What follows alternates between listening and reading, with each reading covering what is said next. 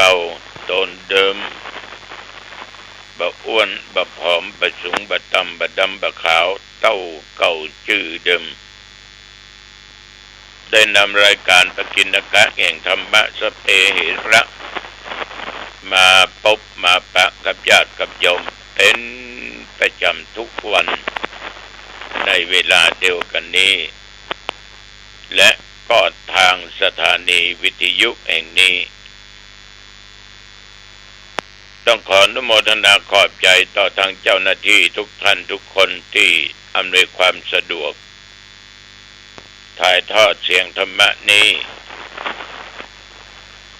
เพื่อแก่ญาติแก่โยม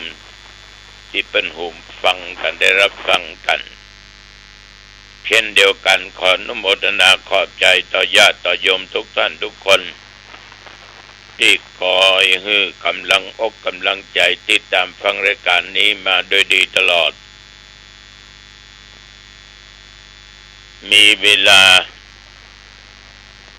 มีโอกาสในการนำธรรมะมาเผยแผ่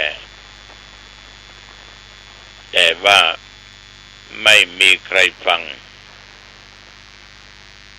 เวลาก็เสียแต่ธรรมะไม่ได้เสียยังคงสภาพเหมือนเดิมได้ท่านทั้งหลายรายการนี้เขาจะมีการบูชาพระรัตนตรัยไหว้พระสวดมนต์กันเพื่อเป็นสิริมงคลต่อทุกท่านทุกคนและตัวตนเอาละต่อไปเอามาบูชาพระรัตนตรัยแล้วก็สวดมนต์กันอะระหังสัมมาสัมพุทโธภควาพุทธังภวันตังอภิวาเทมิกราบพระพุทธสวากขาโตภควตาธัมโมธัมมังนัมมัสสามิกราบพระธรรมสุปฏิปันโนภควโตสาวกสังโฆสังฆังนัมมามิกราบพระสงฆ์นะโมตัสสะภะคะวะโตอะระหะโตสัมมาสัมพุทธัสสะนะโมตัสสะภะคะวะโตอะระหะโตสัมมาสัมพุทธัสสะนะโมตัสสะภะคะวะโตอะระหะโตสัมมาสัมพุทธัสสะพุทธังสรณังคัจฉามิธัมมังสรณังคัจฉามิสังฆังสรณังคัจฉามิตุติยัมปิพุทธังสรณังคัจฉามิตุติยัมปิธัมมังสรณังคัจฉามิตุติยัมปิสังฆังสรณังคัจฉามิตติยัมปิพุทธังสรณังคัจฉามิตติยัมปิธัมมังสรณังคัจฉามิตติยัมปิสังฆังสรณังคัจฉามิอิติปิโสภะคะวะอะระหังสัมมาสัมพุทโธวิชชาจารณะสัมปันโนสุขโตโลกวิโทอนุตตโรปุริสัทธัมมัสสารถิสัทธาเทวมนุษย์สันังพุทโธภควาติ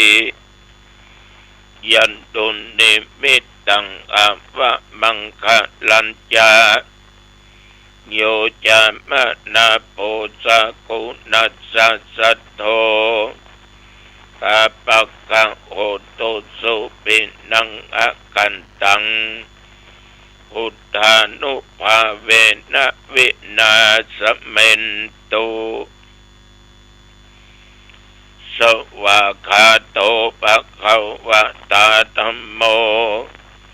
สันติติโกอากาลิโกเอหิปัสสิโกโอปนะยิโกปัจยัตตังเวทิตาโพวินยูหิติ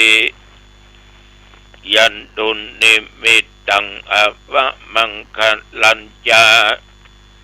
โยจามะนาโพสกุนัสสะสัทโธปะปะกะโอโตสุปินังอากันตังธัมมานุภาเวนะวินาสเมนตุสุปฏิปันโนภะคะวะโตสาวกสังโฆอุชุปฏิปันโนภะคะวะโตสาวกสังโฆยายะปฏิปันโนภะคะวะโตสาวกสังโฆสามีจิปฏิปันโนภะคะวะโตสาวกสังโฆยะติตังจัตตาริปุริสยุคานิอัตถปุริสปุคลาเอสะภะคะวะโตสาวกสังโฆอาหุนยโยปะหุนยโยทักขินยโยอัญชลิกะระนิโยอนุตตรังปุญญเกตังโลกัสสติยันตุนิมิตตังอวะมังคะลัญญาโยจามานาโพสกุนัสสะสัทโธปะปะกะโอตุสุปินังอกันตังสังฆานุภาเวนะวินาสเมนตุยะโตอังภะคินิอริยยะชาติยะชาโตนาปิชานามิสันจิจปันนังชีวิตาโวโรเปตาเตนะสัจเจนะโสติเตโอตุโสติขัพพัสสะโพชังโคสัตติสังฆโตธัมมานังวิจโยตถาวิริยัมปิติปัสสติโพชังคาจัตตถาปะเรสัมมาตุเปขะโพชังคาสัตติเตสัพพทังสินามุนินาสัมมาทัคคะตาภเวตาภาอุลิกตาสังวัตตันติอภิญญายานิพพานายาจะโพธิญาณเอเตนะสัจจวัชเชนะโสติเตโอตุสัพพทาเอกัสสมิงสัมมาเยนะโทมุขันลานัญจกัสสปังกิลานิตุกิเตติสวะโพชังเคสัตตะเทสัญเยเตจัตตังอภินันติตวะโรกามุตจิงสุตังคะเนเอเตนะสัจจวัชเชนะโสทิเตโอตุสัพพทาเอกทาธัมมราชาปิเกลัญเยนะปิปิริโตจุนดาเตเรนะตัญเยวะพนาเปตวานะสัตลังสัมโมดิตวะจะอภะตาตัมมะวุทาสิทานะโสเอเตนะสัจจวัชเชนะโสติเตโอตุสัพพทาปะอินาเตจะอภะตาตินันนัมปิมะเยสินัง มัคคะงัตตะกิเลสวัปปัตตานุปัฏฐิธัมมตังเจเตนะสัจจวัชเชนะสุทิเตโหตุสัพพทาสักกัตตัวพุทธรัตนังโอสัตถังอุตตมังวัลลังอิตังเทวมนุสสานังพุทธเตเชนะสุตินานัสสันตุปัตตวาสเปตุขะวุปัสสะเมนตุเตสักกัตตัวธัมมรัตนังโอสัตถังอุตตมังวัลลังปะลิลังอุปัสสะมันังธัมมเตเชนะสุตินานัสสันตุปัตตวาสเปพะญาวุปัสสะเมนตุเตสักกัตตัวสังฆรัตนังโอสัตถังอุตตมังวรังอาอุนัยยังปะอุนัยยังสังฆเตเชนะสุตินานัสสันตุปัตตวาสเปโรกาวุปัสสะเมนตุเตนัตติเมสรนังอัญญังพุทโธเมสรนังวรัง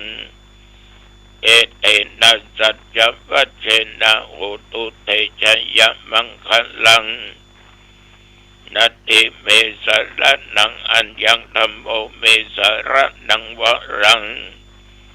เอเตนะสัจจวัชเชนะโหตุเตชะยะมังคลังนัตติเมสรนังอัญญังสังโฆเมสรนังวรังเอเตนะสัจจวัชเชนะโหตุเตชะยะมังคลังทวัตตุสัพพะมังคลังรักขันตุสัพพะเทวตาสัพพะพุทธานุภาเวนะสัทธาโสติภวันตุเตภวัตตุสัพพะมังคลังรักขันตุสัพพะเทวตาสัพพะธัมมานุภาเวนะสัทธาโสติภวันตุเตภวัตตุสัพพะมังคลังรักขันตุสัพพะเทวตาสัพพะสังฆานุภาเวนะสัทธาโสติภวันตุเต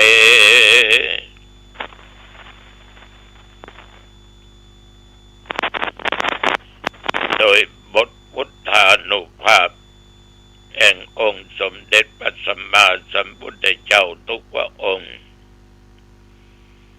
โดยบทธรรมานุภาพแห่งพระธรรมเจ้าถึง 84,000 พระธรรมขันธ์โดยบทสังฆานุภาพแห่งพระอรหันตอริยสาวกเจ้าทั้งอดีตปัจจุบันบทสาธยายมนต์อันศักดิ์สิทธิ์โดยจิตวาจาอันตั้งมั่นอาตมาภาพขอปัญโชคปัญใจคือแก่เหล่าทหารทั้งหลายทุกท่านทุกคนที่ปกป้องอธิปไตยตามชายแดนต่างๆจงเคลี้ยวคลาดจากภัยอันตรายอยู่ปราศจากซึ่งภัยต่างๆอย่าได้มาก้ำมากายมีชัยชนะรักษาพื้นแผ่นดินไทยไว้ได้ขอปัญโชคปัญใจแก่ญาติแก่โยมถึงหนุ่มกำยิงใจเท่าแก่และข้าพเจ้าแม้นว่ากำลังตรงโลกาเปียติน้อยใหญ่อันใดก็ตามทั้งนอกกายในกายขอคุณแห่งพระพุทธพระธรรมพระสงฆ์ค คุณบิดามารดาอุปชาครูอาจารย์จงกำจัดโรคภัยไข้เจ็บเหล่านั้นหายและที่จะเกิดมาภายหน้าแก่ข้าพเจ้าและญาติโยมทุกคนก็จะได้มากำมากายพอมีสุขภาพกายใจอันแข็งแรง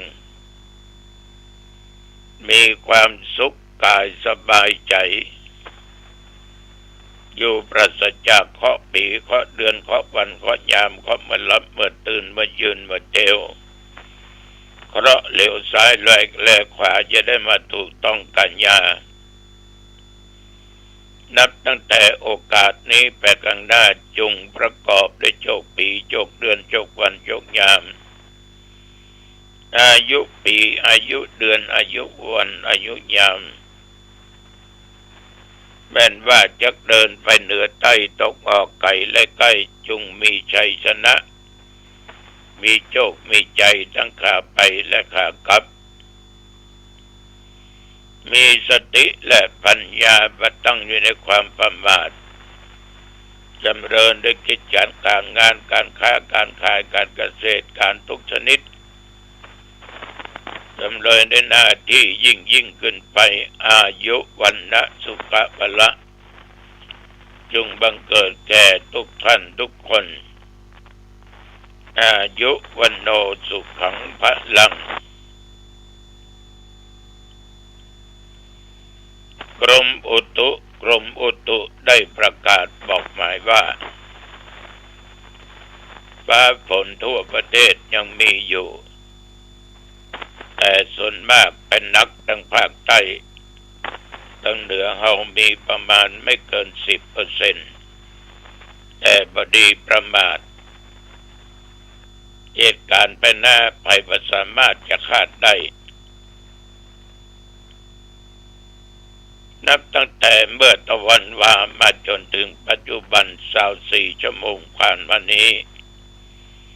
โยมก็โชคดีมีบุญอาตมามีบุญและโชคดี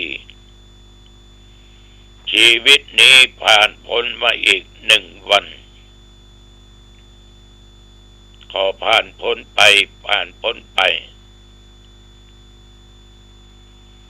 นับตั้งแต่ตะวาถึงปัจจุบันนี้หนองตองบ่มีรายงานฝนตก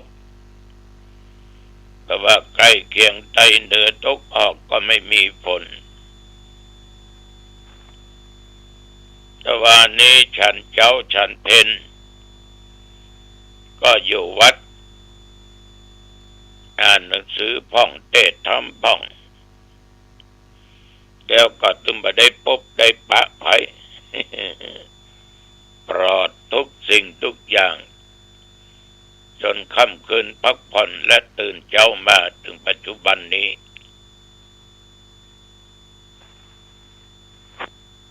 ขออภัยกับสาธุเจ้าครูบาอาจารย์วัดประสิงห์ที่นิมนต์ประเทศตั้งธรรมหลวงวันที่ 2 พฤศจิกายนพระพุทธศักราช 2568 นั้นตุลุงติดแล้วเพราะเมื่อเจ้ากินก็ง่ายจะไปวัดห้วยทรายตำบลห้วยทรายแม่ริมงานบุญกฐินตกเย็นมาจะไปเทศน์นครกันที่วัดต้นงิ้วอำเภอหางดงโดยคณะสงฆ์ตำบลสันปักหวานและเทศบาลร่วมกันจัดในวันที่ 4 นั้นปะกันที่วัดกูยังครามโดยรอบบ่ายโมงวันที่ 5เมื่อเจ้า 8-9 โมงปะกันวัดหนองไคร้ห่างดงเวลา 5 โมงเย็นปะกันที่วัดศาลา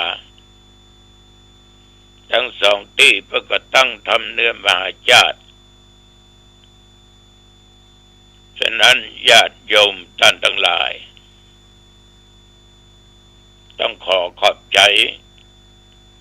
ที่นิมนต์ไปเทศน์ประเทศธรรมดานี่แหละนะญาติโยมในชีวิตของคนเหล่านี้เกิดมาตึงเตื้อเกิดมาทั้งทีก็พยายามทำดีได้เมื่อตายก็ฝากดีเอาไว้สิ่งที่ทุกคนนั้นเหมือนกันหมดบอกว่าโยมบอกว่าอาตมะก็ออกแม่ออกจะอยู่ที่ไหนที่ใดก็ตามเป็นหญิงเป็นชายเป็นครูบาอาจารย์พระสงฆ์องค์เจ้าคนหนุ่มคนสาวละเอ็กละอ่อนมันเหมือนกันหมดว่ามีภัยแตกต่างกันนั่นก็คือสามัญลักษณะคือลักษณะที่มันเสมอเหมือนกันหมดนั่นคือตัวสังขารที่มันปรุงแต่งขึ้นมาจากธาตุสี่ธาตุดินธาตุน้ำธาตุไฟธาตุลมที่ว่าลักษณะมันเหมือนกันนั้น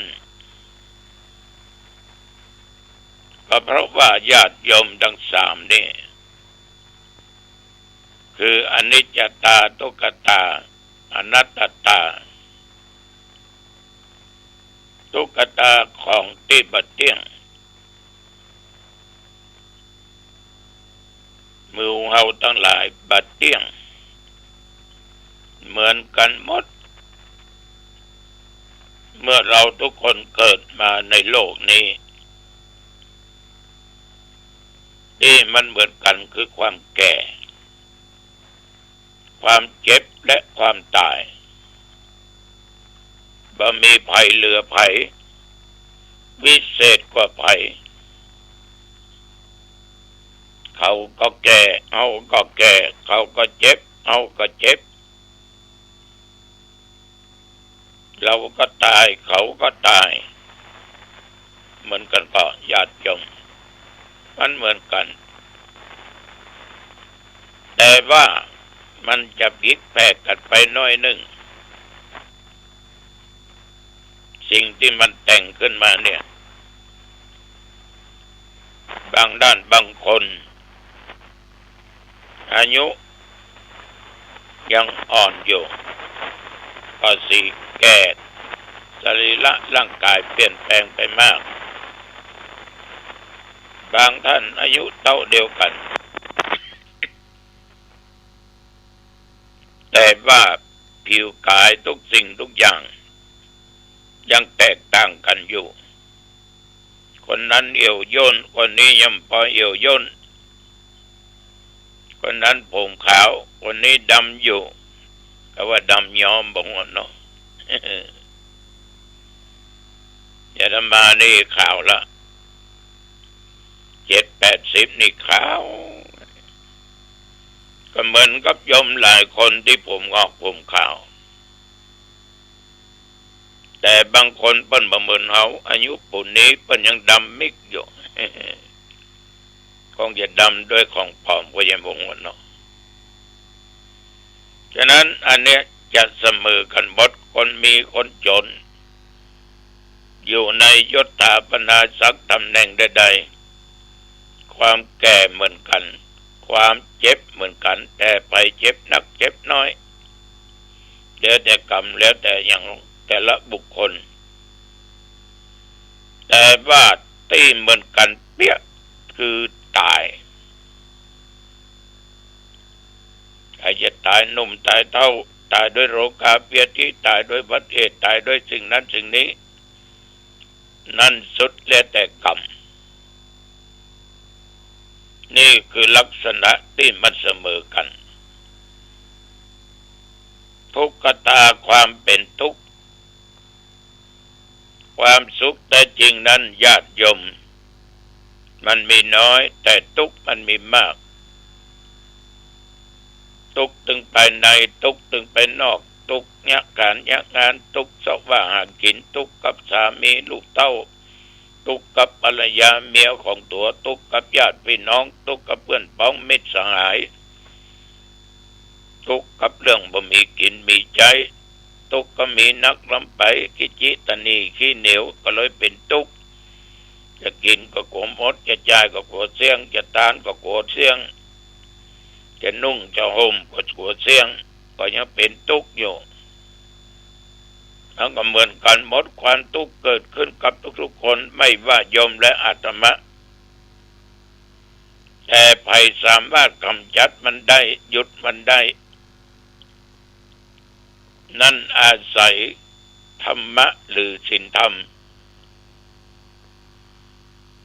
คนเราเกิดมาในโลกเนี่ยมันก็ทุกข์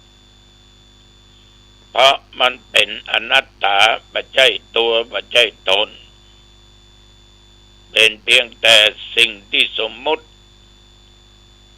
ว่าเป็นนั้นเป็นนี้ชื่อนั้นชื่อนี้ใส่ยี่ห้อด้วยขนาดรถยนต์มันยังมียี่ห้อเนาะโตโยต้ามาซาด้าอิซูซุหลายยี่ห้อฮอนด้าฮอนเดอร์อย่างว่ากันไปฉะนั้นญาติโยมสามอย่างนี้เสมอกันอนิจจตาบ่เที่ยงทุกขตาเป็นทุกข์อนัตตาไม่ใช่ตัวตนเพราะเกิดแล้วต้องแก่ต้องเจ็บต้องตายฉะนั้นอย่างเดียวอย่าได้ประมาทในชีวิตเพราะชีวิตเดินไปทางหน้าไม่ยอมถอยมาถอยมาได้ไปทางหน้าเด็กๆทุกหลุมทุกบ่อพ่องอันนึงมาลกคกคักป้องไปเรียบไปเปียงดีพ่องในที่สุดจะต้องไปถึงจุดหมายปลายทางข้อนั้นก็คือตายฝากกับญาติกับโยมนะวันนี้1 เนอทอดกฐินที่วัดหนองตองวันที่1 เดือนพฤศจิกายนพระพุทธศักราช2568เวลา 9 โมงบ่าย ของวันที่1 พฤศจิกายนทอดกฐินที่วัดหนองตองวันนี้เวลาพอดีอายุวันโนสุขังพลังพบกันใหม่โอกาสหน้าเจริญพรสวัสดีครับท่านผู้ฟังที่เคารพธรรมสาระวันนี้ผมกาเศรษฐ์เพชรสำริดร่วมกับท่านผู้ชมท่านผู้ฟังซึ่งติดตามธรรมสาระในการนำเสนอชวนกันคิดชวนกัน